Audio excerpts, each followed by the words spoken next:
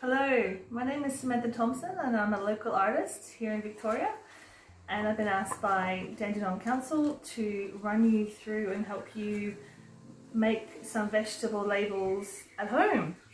So pretty much what you have at your house you should be able to use. You won't need too many fancy things, but it's a great project for everybody, including kids. So here are a couple here. So next couple minutes I'll run you through how to make these in time for winter vegetables. For this project you will need some textures or pencils. If you prefer any of you have new types of paints, watercolor, gouache, whatever you've got at home will do, including oil pastels or dry pastels, whatever you prefer, crayons. Some drawing paper, again, card, something thick is better than thin.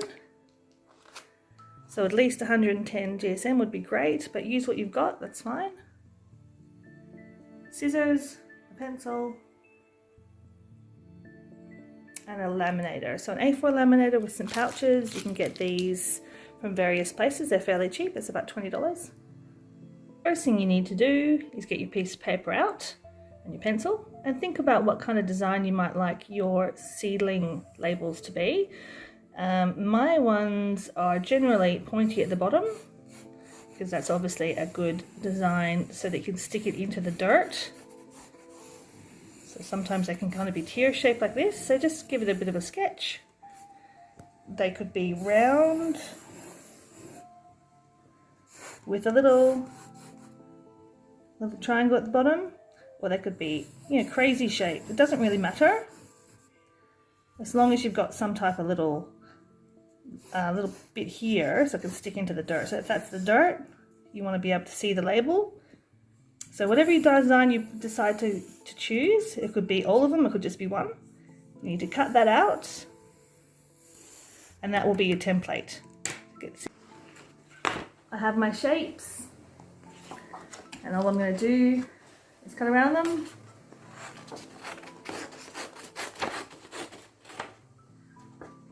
And then I've got my templates. Now if you can use thicker card, this would probably be ideal, or old plastic or something you've got around the house, that's fine. So that's one there. And so continue to cut out your templates, whatever that may be.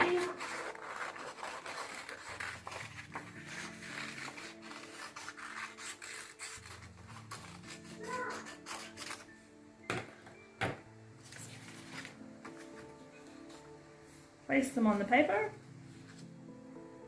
and with a texter or a pen,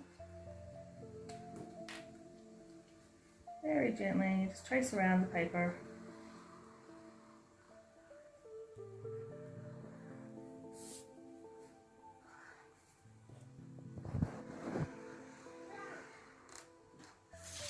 There you go, so you can have a whole bunch of those lined up, like so, until your paper's run out.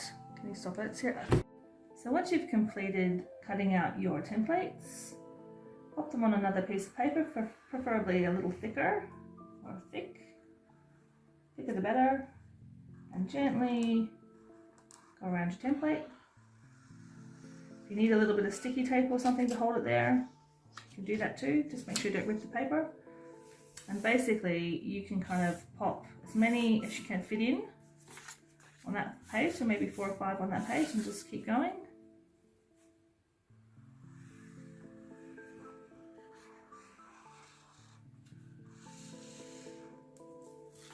And once you have as many as you need, now's a good time to start writing a list about what kind of seedling labels you might need. Make great gifts, so think about aunties and cousins and people that grow lots of different types of flowers and veggies. So write a list of things you might want. There's particular care instructions or whatever, they can always go on the back.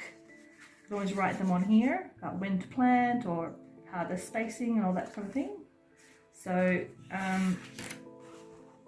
then you need to get your pencil back, and this is when you can either design something or you can have your children draw something or you can cut something out and put it on there, however you like to do it, whatever your design wants to be. But just be wary that this part here is going to be under the ground, so preferably not have letters that are going to be stuck under the ground. So you want your kind of writing to be up here somewhere. So if I wanted to do pumpkin, then I would write pumpkin just very quickly. And maybe I wanted to draw a pumpkin.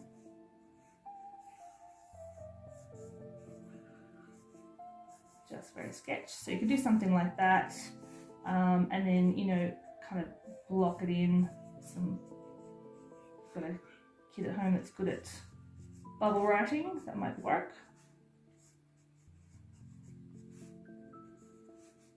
Once you've kind of got your sketch, whatever that is, you could also, if you wanted to do something like this, then all I did was again sketch it out.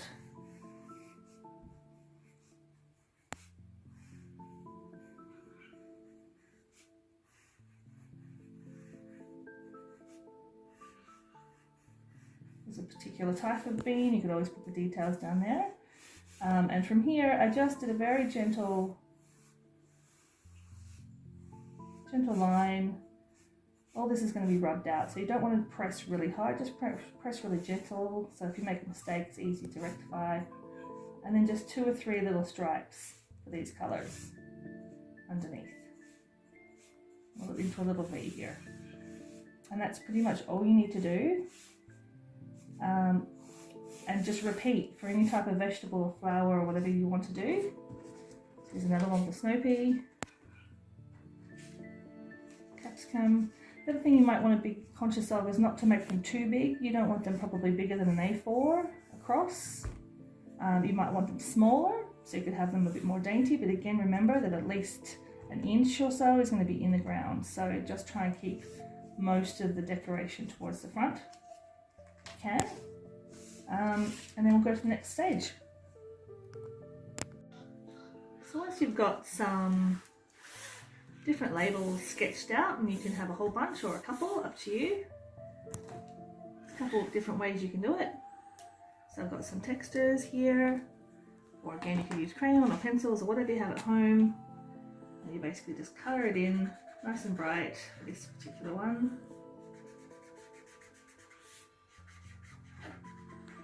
And this is why you need to have really light pencil, so that once you've coloured everything in, you can just go ahead and undo those lines if you want to, so you don't get all those lines showing through. And then once you've coloured your bean, your labelling, and you've done different kind of colours for the background, go over with a fine liner or black texture or black pencil and just make that nice and highlighted like that. For this one, which is kind of like a painty 1920s feel to it, what I've done is I've again just sketched that out, put a little face in there, and with my fine liner I'm going to kind of copy that a little bit, put a little bit more detail in.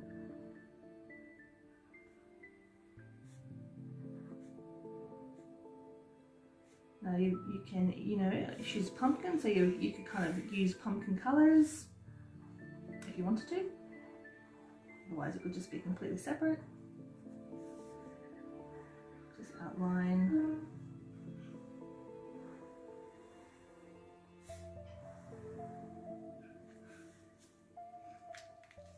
And if you do want to use a little bit of paint at home, at this point, just a little brush with some water. This is just watercolors, and just go in and paint. This is kind of where the thicker paper that you're using comes in handy, because it's not going to bubble. If you're using really thin paper, it's going to start reacting to that water and bubble. So try and use thicker paper if you're going to paint, if you can.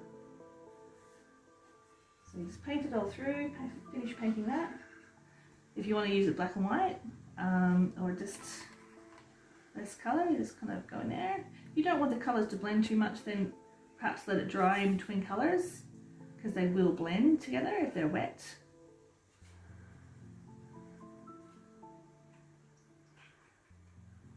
take your time and do that. However you'd like. Oops, see, there we go.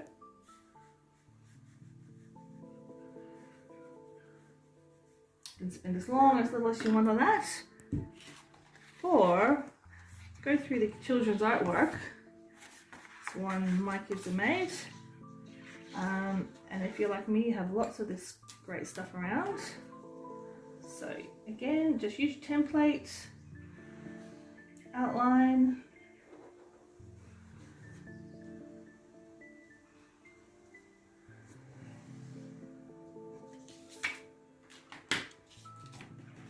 And then from there, again, you can kind of do whatever you want on top. You've all got that great colour underneath. So you can maybe make pea.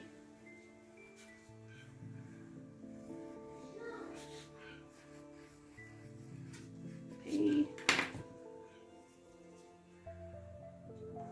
Eyeliner, so you can see it. It's a really good way to recycle and reuse that kid's artwork. You could get the kids to draw peas, you could make some different types of decorations. You could stick what kind of, planting instructions down here. You could write to Nana, whatever you want it to do, depending on who it's for, what it's for.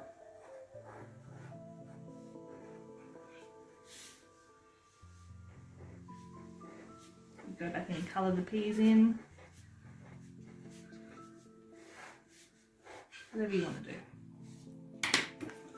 And then at the end, when you've got all your different labels, gently, very carefully cut around here, make it nice and smooth, because this is your final piece.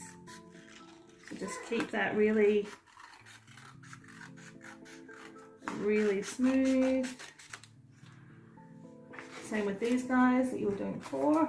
Cut around all of them, and then I'll show you the final process. So once you have your little artwork pieces here, and again, don't forget you can write little messages and things on the back, or they can be double-sided. You need to put them in little pouches. Biggest trick about laminating is that you be very careful, make sure you watch the kids do it. It can get quite hot. This can get quite hot, so best to always have an adult around to watch. You just want to place them so that they're not overlapping. If they overlap, you'll ruin them. So this is just to protect them from water elements when they're out in the garden. So we want to keep them, make sure that there's, at least that much space around each piece, because we'll be cutting a little area around there. So you don't want to have them really butted against each other. So make sure there's enough space around each. 3 to a page is generally enough. And also just be really careful with this phase as well. When you're putting it through, it can get, because it's not a complete page. So see the arrows here, so it goes right through the arrows. So just be careful that it's completely lined up. Sometimes it does a little curl. Just pop it in like that. Adjust it if you see something move around, because it is a little bit wobbly, so just kind of keep an eye on it.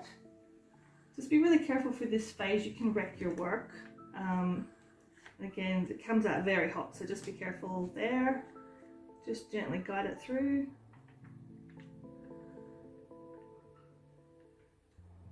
If you need to stop it, don't pull it out, just turn it off. And then pull it out when it's cool. Doesn't take long to go through. And again, it is hot, so let it cool down for a couple of minutes once it comes through. If you're really happy with the work that you've done here, you can always scan it to a computer and make multiples for gifts.